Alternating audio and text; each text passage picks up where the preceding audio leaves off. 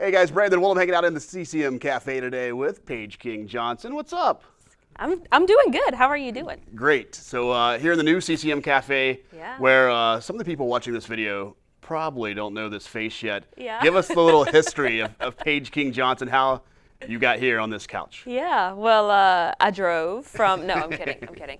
I grew up in a small town in North Carolina, and was raised on a farm, and so I rode horses, showed lambs, all the things in my life, and music was always kind of around me, and I always enjoyed it, and I loved being around people and seeing the joy that music brought to people. And so around the time I was 10 years old, my grandpa bought me a guitar, and he gave it to me for Christmas because he saw how much joy music brought me and how much I enjoyed being in front of people and being able to play, perform, gather people around. And that was really where music kind of started for me. And I started playing anywhere and everywhere I could, from church to backyard barbecues to local festivals and everything in between. And all those things kind of started compiling and led me to move into Nashville after I graduated from high school. And starting to kind of figure out this whole music thing. It's a big move for a small town girl at that age. It was. I joke with people all the time. I'm like, when I moved to Nashville, I had to start getting used to pedestrians because that wasn't a thing. There's a few less cows here in Nashville than North Carolina. But yeah, it was a great move. It was tough, most definitely, I think, for anybody.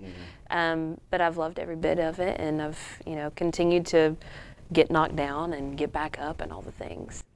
Yeah, well, you got a brand new single out there right now, I Thank God. Tell us a little bit about that one if people haven't heard it yet. I wrote this with a friend of mine here in Nashville. His name is Mike Astrakan, and he came into the writing room. It was in July of last year.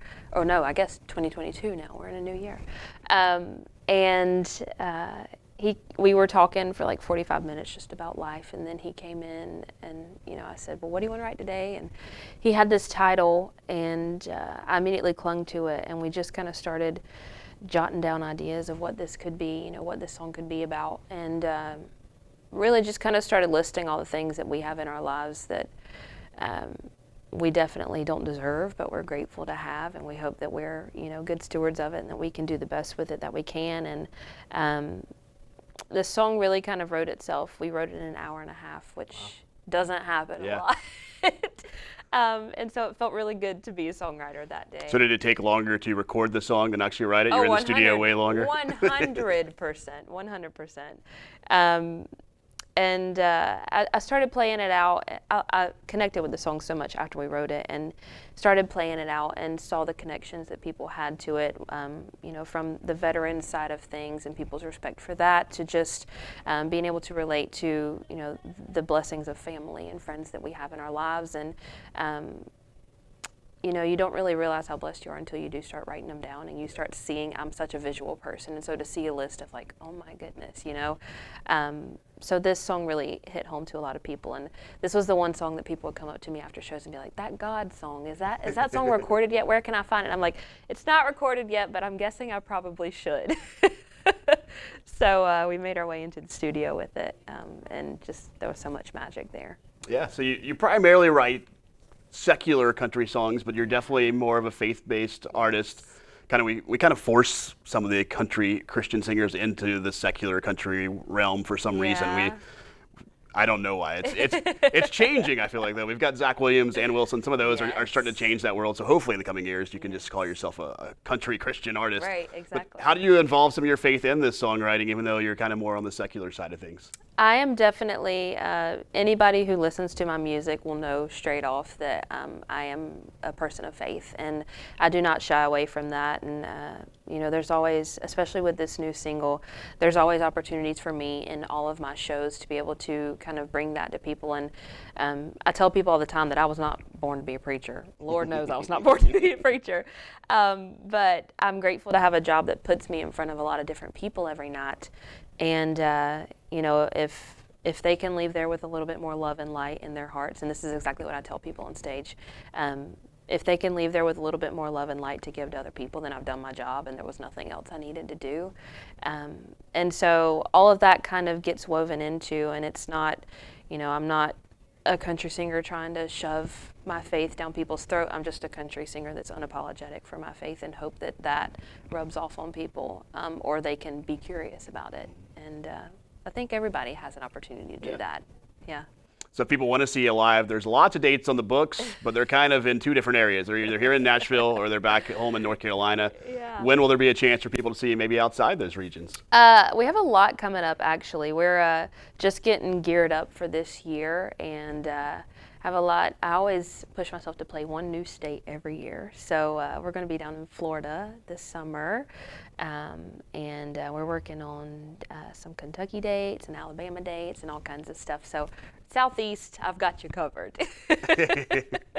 And where we at on a new album? It's been a year or so since the album's been out. Is there a new album coming, or is it just single, and we'll see what happens? I think right now it's some singles. We recorded, I think, 4 songs back in November, and so I Thank God was the first of those. And we have some new stuff coming out, and but we have a video coming out for I Thank God very soon. So got to give it some time to live its life, and then.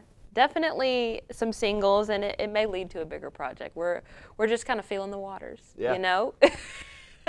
And in the meantime, you're one of these artists who gives fans the opportunity to submit something, and you'll write a song about their story on your website. There's some services out there to do it. You just cut out the middleman. You can buy it directly from your website. How has that been, writing songs that are actually about somebody and you get to see the reaction when you send them this song? It's you know, it gives back so much to me, and I love being able to connect with fans on that much of a deeper level, because, you know, as an artist, you feel like everybody knows everything about you, but you don't get, you know, we're going so much, so you don't get time to really sit down and connect with people. So when people can submit those forms in and I get to like hear their relationship story with their spouse, or for a parent or a child or something like that, it really does make me feel like I'm connected with them on a deeper level, and then to be able to, you know, be that vessel to be the gift for whatever occasion it is for them is really, it warms my heart. I enjoy it. So if you're looking for a custom song, I do those as well too. I actually used one of those services a year or two ago to write a song for my wife. Yeah. And so